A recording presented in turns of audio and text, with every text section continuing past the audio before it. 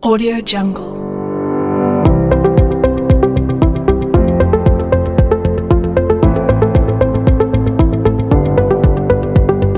Audio Jungle.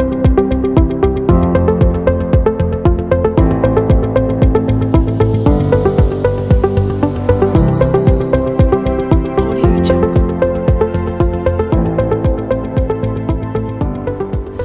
Assalamualaikum warahmatullahi wabarakatuh. Hai anak-anak, bagaimana kabarnya hari ini? Semoga semakin semangat ya, meskipun kita masih pembelajaran jarak jauh. Nah, pada pertemuan kali ini kita belajar di tema 1, subtema 1, pembelajaran 2. Adapun yang akan kita pelajari hari ini adalah muatan pelajaran PKN dan SBDP. Pada muatan pelajaran PPKN, kita akan membahas tentang penerapan sila pertama dan kedua Pancasila dalam kehidupan sehari-hari. Sedangkan pada muatan SBDP, kita akan belajar tentang memahami patung. Tapi sebelum kita belajar, apa sih tujuan pembelajaran kita hari ini? Tujuan pembelajaran kita hari ini, setelah pembelajaran ini berakhir, kita akan mampu menyebutkan atau menemukan contoh dari penerapan sila pertama dan kedua Pancasila dalam kehidupan sehari-hari. Dan yang kedua adalah kita mampu menyebutkan berbagai macam patung dan cara pembuatannya. Yuk kita masuk ke materi. Penerapan sila pertama dalam Pancasila, anakku tahu sendiri kan? Masih ingat apa itu Pancasila? Pancasila adalah dasar negara Indonesia. Ayo, apa bunyi sila pertama Pancasila?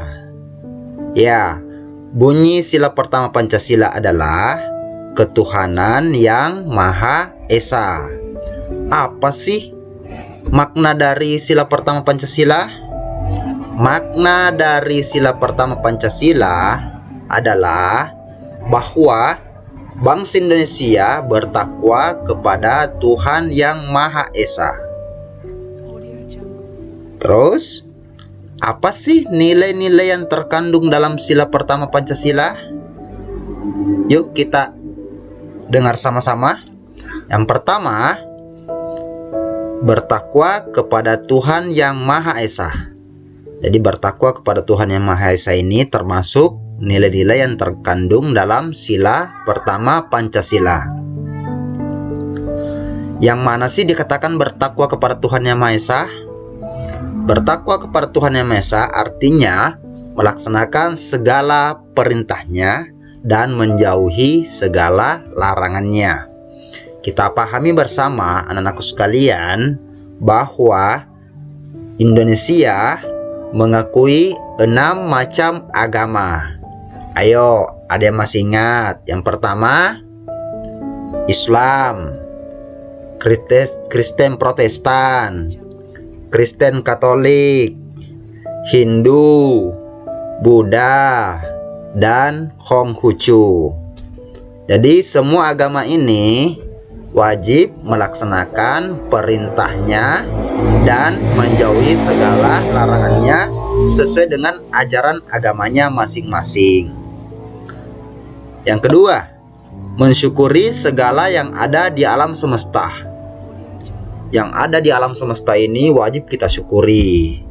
Kita menghirup udara, kita memanfaatkan alam ini, itu termasuk mensyukuri dari apa yang ada di alam semesta ini. Dan yang ketiga adalah mengakui kebebasan memeluk agama.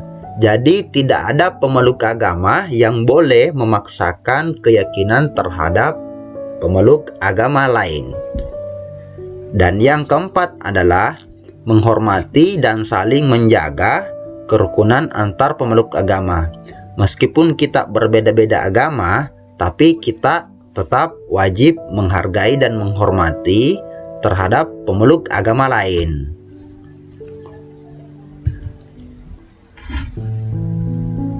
Lanjut, sila kedua Pancasila. Ada yang masih ingat sila kedua Pancasila? Bunyi sila kedua Pancasila adalah kemanusiaan yang adil dan beradab.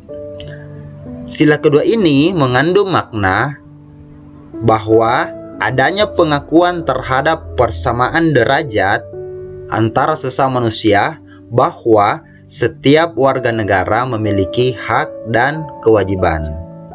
Apa sih nilai-nilai yang terkandung dalam sila kedua Pancasila? Pertama, mengakui persamaan derajat antara sesama manusia. Jadi, menurut sila kedua ini bahwa kita semua manusia ini adalah sama, memiliki persamaan derajat. Yang kedua adalah mengakui persamaan hak dan kewajiban antar warga negara. Jadi ada persamaan hak dan kewajiban di antar warga negara. Jadi tidak ada bedanya antar warga yang satu dengan warga yang lain. Dan yang ketiga adalah mengembangkan sikap tenggang rasa. Yang keempat, saling menyayangi sesama manusia. Jadi tidak boleh bermusuhan ya. Yang kelima, gemar melakukan kegiatan kemanusiaan, tolong menolong. Ya, seperti itu ya anak-anak sekalian ya. Bagaimana? Sudah bisa memahami dari makna sila pertama dan sila kedua? Ya, oke. Anak sekalian, semoga bisa memahami, dan sebentar setelah pembelajaran berakhir, anakku sekalian bisa menyebutkan contoh penerapan sila Pancasila, khususnya sila pertama dan sila kedua. Nah, apa yang ada di pikiran aku sekalian melihat gambar ini? Ini gambar apa? Ini gambar patung. Betul sekali aku semua.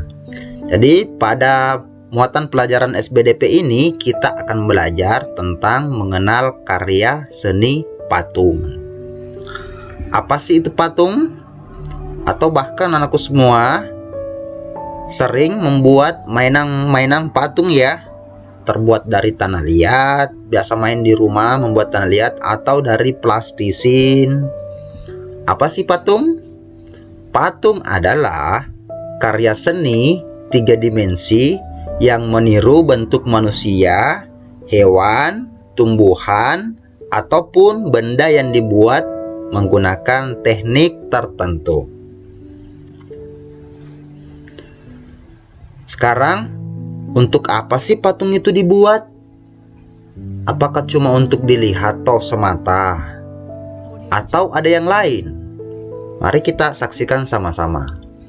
Yang pertama, patung itu dibuat sebagai sarana ibadah untuk agama tertentu. Di dalam gambar di sini ada patung. Ini terdapat di Candi Borobudur yang ada di Magelang. Jadi patung itu digunakan sebagai sarana ibadah untuk agama tertentu. Yang kedua adalah untuk mengenang jasa pahlawan atau peristiwa bersejarah suatu bangsa. Ini patung Jenderal Sudirman. Ini dibuat untuk mengenang jasa pahlawan tersebut. Yang ketiga adalah sebagai pelengkap konstruksi bangunan. Terkadang di bangunan itu dibuat sebuah patung. Gunanya apa? Untuk pelengkap konstruksi bangunan tersebut, bukan sebagai sarana ibadah atau yang lain. Yang keempat adalah sebagai penghias bangunan, taman, atau tempat lainnya. Terkadang kita berkunjung ke suatu tempat dan kita melihat patung di taman, itu fungsinya sebagai penghias bangunan supaya muncul keindahan di tempat tersebut.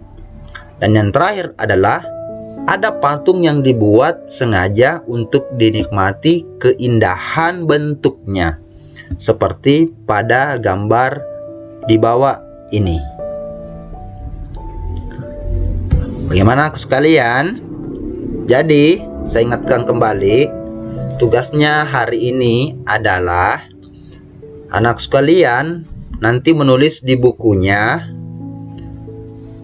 menyebutkan atau menuliskan contoh-contoh penerapan sila Pancasila, khususnya sila pertama dan sila kedua. Tugas yang kedua adalah untuk muatan pelajaran SBDP adalah siswa mampu menyebutkan kembali patung, contoh patung, dan bagaimana cara pembuatannya. Jadi mungkin aku sekalian sudah tidak sabaran lagi ingin mengerjakan tugasnya. Dan yang sekalian tetap semangat belajar ya. Semoga kita semua tetap dalam lindungan Allah Subhanahu wa taala. Semoga pelajaran hari ini dapat dicerna dengan baik. Akhir kata, saya akhiri dengan ucapan Assalamualaikum warahmatullahi wabarakatuh. Dadah anak hebat.